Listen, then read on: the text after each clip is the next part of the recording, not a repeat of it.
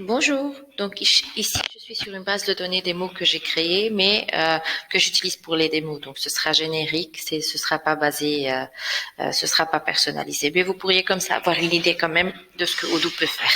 Après, pour tout ce qui est en plus, tout ce qui est en moins, on pourra en reparler par après, bien sûr. Alors, donc j'ai l'application CRM pour gérer les prospections, mais peut-être dans la société on n'aura pas besoin de ça. Vente pour gérer tout ce qui est vente, client, achat pour gérer tout ce qui est fournisseur et mes achats bien sûr. Avec vente, de même, je peux faire des devis si j'ai besoin de faire des devis pour mes clients. Vente vient automatiquement avec l'application facturation qui est intégrée avec comptabilité dans ce cas. Donc pour après la confirmation d'un devis, je pourrais faire la facture. Vente et achat, on aura besoin pour avoir une bonne idée de l'inventaire, des bons chiffres et ne pas faire des travaux manuels. Projet et feuille de temps, c'est pour les sociétés qui vendent des services. Mais dans ce cas, on est dans l'agroalimentaire, donc c'est plutôt des articles consommables ou stockables. Je vais vous montrer les articles. Donc, je suis sur mon application vente. Je rentre sur mes articles.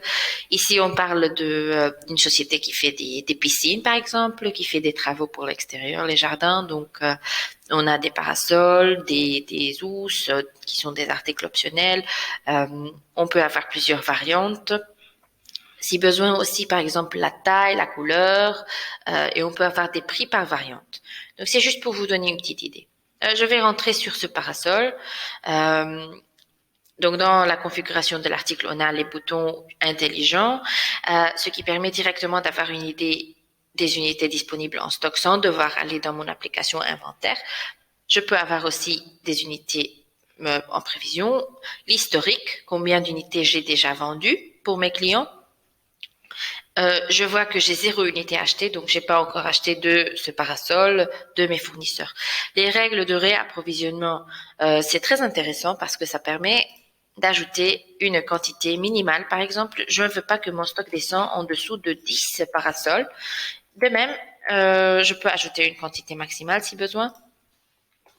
Et ça permet à chaque fois que mon stock descend, par exemple, à 5, ça crée automatiquement une demande chez mon fournisseur de 5, de la quantité 5 pour arriver à la quantité minimale qui est de 10.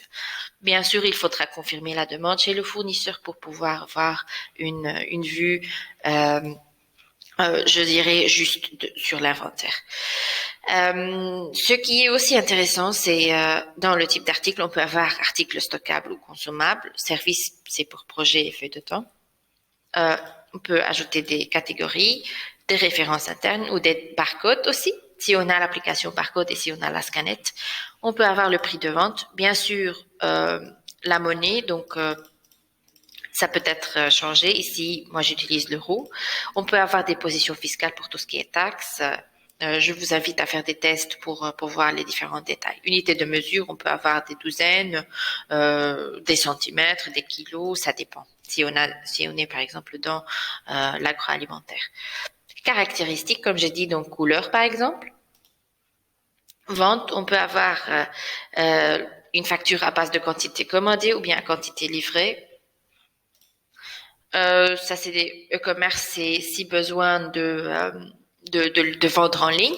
Achat, j'ajoute mon fournisseur, l'unité de mesure, de même, ça peut être kilogramme, gramme, etc. Le prix et le délai de livraison de chez mon fournisseur.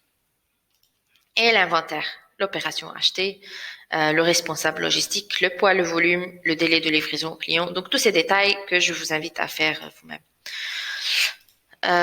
Donc ça, c'était notre première vidéo. Je vais vous montrer plus dans notre deuxième.